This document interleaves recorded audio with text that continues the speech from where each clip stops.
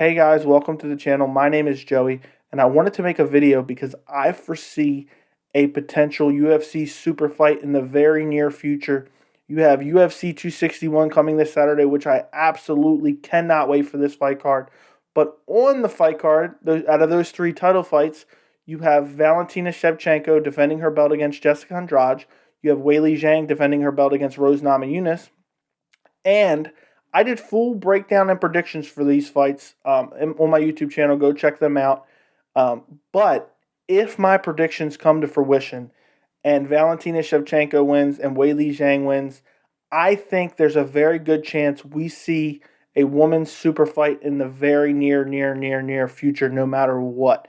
And this will be the second ever women's UFC super fight, champion versus champion. We had Amanda Nunes versus Chris Cyborg in the past. Obviously, Chris Cyborg lost by knockout. Amanda Nunes moved up from 135 to 145 and knocked her out. And then, now she's been reigning over both divisions. But I think if Weili Zhang wins on Saturday night, she will have defeated every previous strawweight women's champion. She will have defeated Joanna Jędrzejczyk. She will have defeated Jessica Andrade, and then she will have defeated Rose Namajunas. She's pretty much cleared out division. Maybe there's another fight coming up next month, Carla Esparza versus the other girl's name, who I cannot pronounce. That could be a number one contender fight, but I really think at this point she's kind of cleared out the division. Weili Zhang has not lost since her MMA debut so long ago, so she's just been dominating girls left and right, has yet to lose in the UFC, has looked spectacular in the UFC. And then you have a girl in Valentina Shevchenko who has not lost to anyone not named Amanda Nunes in over 10 years. That's her only two losses in the last 10 years is Amanda Nunes. And we know what kind of phenom Amanda Nunes is. And both those fights were very close split decisions. Or at least one was a split decision, I believe. But either way, they were close decisions. Valentina could have won either one of those fights if the judges were different that night. And a lot of people thought she won the second fight. First fight, most people thought Amanda Nunes won. But a lot of people thought Valentina won that second fight. And at this point, the flyweight division is so barren. You have Jessica Andrade getting a title shot off one win at flyweight. And what's even crazier is the UFC usually puts out free fights on an upcoming card for a fighter's win. They didn't put out Weili Zhang versus Jessica Andrade because they didn't want to kind of devalue Jessica Andrade. She's fighting for the belt on this same card, so they didn't put that out. And that was a massive destruction by Weili Zhang. But no matter what, and the reason I say I think we're looking at a super fight one way or another, if both of those win, I think there's a very good chance the UFC says, you know what, they fought on the same card, let's capitalize on the momentum, and let's book Weili Zhang versus Valentina Shevchenko. I could see Weili going up to 125 and challenging Valentina for the belt, which would be an absolute phenomenal fight. I have no idea who would win that fight. I would probably favor Valentina Shevchenko just because of her size. She's clearly bigger than Weili Zhang. But that would be an absolute phenomenal fight. You would have Weili Zhang trying to charge him forward, looking to take Valentina's head off, throwing nasty leg kicks. And you have Valentina trying to snipe her from the outside, maybe try to take her down and grapple with her a little bit.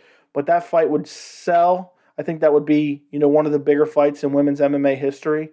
But also, just from a hardcore fan's perspective, I have no fucking clue what could potentially happen or go down in that fight. But also, play around a little bit. If, let's say, you see Weili Zhang win, and then you see Jessica Andrade somehow pull off the upset against Valentina Shevchenko, if you think for 1 second, I guess they would probably do the Valentina Shevchenko rematch. But if I'm Weili or her crew or her manager or whoever, I'm immediately campaigning to go up to that 125 and take out Jessica Andrade. She already did it recently. I would be trying to do it again, cement her legacy, and get that second belt. And I know it's become popular over the last few years. Everybody's just trying to jump around divisions, get second belts. You've seen Israel Adesanya try to do it against Jan Blachowicz, even though he came up short. But I could see that happen if Jessica Andrade wins. But I think the bigger fight, because if Jessica Andrade wins, I think we're probably going to see a Valentina Shevchenko rematch. So I don't know if that's going to play out. But if they both win, I think the UFC probably tries to match them up. And let's say for some reason maybe that doesn't happen. And this is why I said, no matter what, I feel like there's going to be a super fight coming. If Valentina wins in impressive fashion, who else is left for at flyweight? I mean, I don't know. Somebody leave in the comments because I have no idea who's left for her to fight in the flyweight women's division right now. It is just so absolutely barren. It's a literally desert wasteland. I have no idea who she would fight next. If somebody can enlighten me on that, let me know in the comments because I'm probably forgetting someone. But either way, I mean, she's pretty much cleared out the division. The division isn't that talent rich to begin with, and I think, let's say Valentina wins impressively, and let's say Weili stays at 115 even if she beats Rose or whatnot. I think the fight to make and the fight that I really would love to see is, and I think it has to happen no matter what. Inevitably, it has to happen in the UFC. We need to see Valentina Shevchenko move up and fight Amanda Nunes in the trilogy fight. It's a fight people have been kind of clamoring for the last couple of years. The first two fights were just razor close. Valentina has been super dominant since their last meeting. Amanda Nunes has been super dominant since their last meeting. And I know Amanda Nunes has a fight coming up. She's got a fight with Juliana Pena scheduled. But maybe after that fight, we could see a Valentina Shevchenko versus Amanda Nunes fight. And I don't think there's anybody out there who would complain about that fight. That would be the two, top two best women in UFC fighting each other.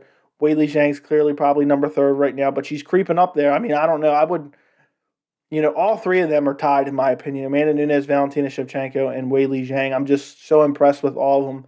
The amount that MMA has grown since Ronda Rousey entered the UFC back in, I think, 2013 is just crazy to watch. If you were a fan from back then, which wasn't that long ago, 8 years ago, you've seen the sport grow. I mean, we already know it because we've seen Ronda Rousey versus Amanda Nunes. But if Ronda Rousey tried to come back, even at her most elite status she ever was, she would get destroyed. I mean, can you imagine fighting Amanda Nunes, Valentina, Holly Holm, even? She just wouldn't be able to compete in this current bantamweight division, which isn't that great to begin with anyway.